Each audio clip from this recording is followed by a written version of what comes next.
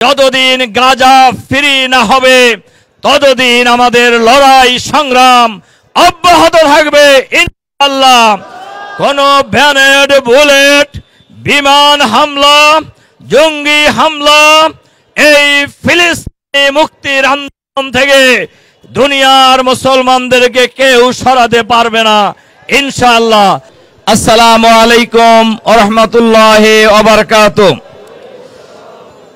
সংগ্রামী ভাই এবং বন্ধুগণ, আপনারা সবাই জানেন এই প্যালেস্টাইনে আজকে যারা মুসলমানদের রক্ত এবং জীবন নিয়ে হোলি খেলছে, এরা একসাথে আগমন করেছিলেন রিফিউজি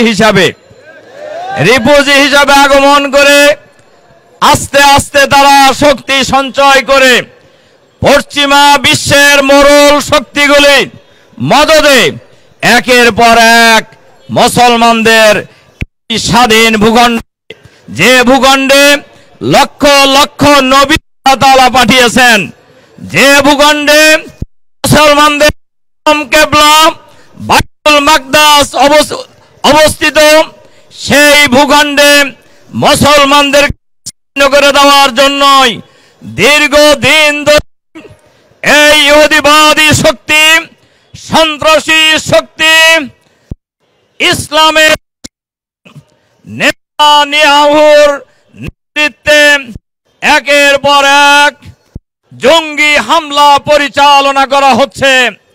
বিমান হামলা চালিয়ে ইতিমধ্যেই হাজার হাজার প্রায় লাখের কাছাকাছি নারী, শিশু, বৃদ্ধ, বনিতা ফিলিস্তিনের মুসলমানদেরকে নির্বিচারে হত্যা করা হয়েছে। আর লক্ষ লক্ষ ফিলিস্তিনের মানুষকে তাদের ঘর ছাড়া করা হয়েছে। আজকে গোটা বিশ্ব বিবেক নিশ্চুপ হয়ে আছেন। জাতিসংঘ বিবৃতির প্রতিষ্ঠানে পরিণত হয়েছে। আমরা জাতিসংঘকে বলবো, আপনারা যদি আপনাদের দেশ কার্যকর ক্ষমতা না রাখেন তাহলে এই পদ থেকে পদত্যাগ করুন। জাতিসংঘের কোনো প্রয়োজন নেই। সংগ্রামী ভাই এবং বন্ধুগণ, আজকে বাংলাদেশের সকল শ্রেণী পেশার মানুষ, আজকে আমরা মার্চ ফর গাজার এই প্রোগ্রামে দল, মত, জাতি, বর্ণ, ধর্ম নির্বিশেষে আমরা ঐক্যবদ্ধভাবে যোগদান করেছি। আমরা বিশ্বাস করি যে সময়ে সরোয়ার্দী উদ্যানে আজকের এই সমাবেশ হবে, সেই সমাবেশে লাখো কোটি ছাত্র জনতা আজকে ঐক্যবদ্ধভাবে উপস্থিত হবে ইনশাআল্লাহ। আমরা আজকের এই সংহতি সমাবেশ থেকে আহ্বান জানাতে চাই, বিশ্বের যে সকল মোড়ল গোষ্ঠী, আপনারা নেতানিয়াহু সহ এই সন্ত্রাসী বাহিনীকে নিবৃত করুন, এদেরকে আপনারা নিষিদ্ধ ঘোষণা করুন। জাতিসংঘ থেকে ইসরায়েলকে বহিষ্কার করুন। আমরা বিশ্বাস করি আমরা তাদের সাথেও আছি। আমরা বিশ্বাস করি গাজার মুসলমানেরা একদিন বিজয়ী হবে ইনশাআল্লাহ। ইসরায়েলের মূল পাঠিত হবে ইনশাআল্লাহ। এজন্য আমরা মুসলিম বিশ্বকে এই পরিস্থিতিতে ঐক্যবদ্ধ হওয়ার জন্য আমরা আহ্বান জানাচ্ছি।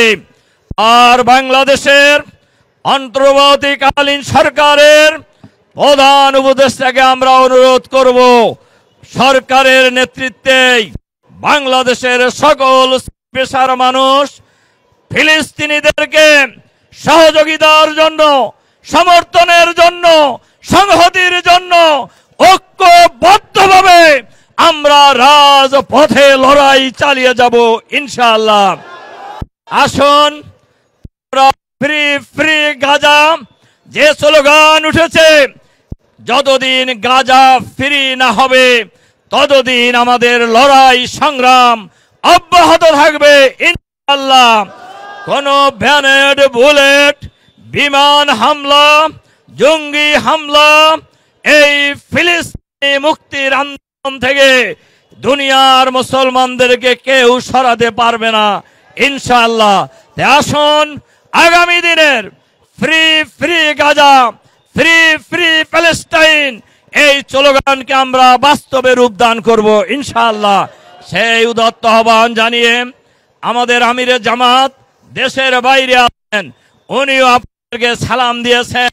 আমি ওনাকে বলেছি আমাদের সমাবেশ হচ্ছে, উনি বলছেন ভাইদেরকে আমার সালাম জানাবেন এবং আমরা দোয়া করছি, আপনারাও দোয়া করবেন। সম্মানিত ভাই এবং বন্ধুগণ, আসুন আমরা সেক্রেটারি জেনারেলের বক্তব্যের পরে পরবর্তী কর্মসূচি উনি ঘোষণা করবেন, এরপরে আমাদের আজকের কর্মসূচি শুরু হবে ইনশাআল্লাহ। আল্লাহ আমাদেরকে সেই তৌফিক দান করুন। আবারও বলছি, যতদিন প্যালেস্টাইন মুক্ত না হবে ততদিন আমাদের লড়াই সংগ্রাম অব্যাহত থাকবে ইনশাআল্লাহ।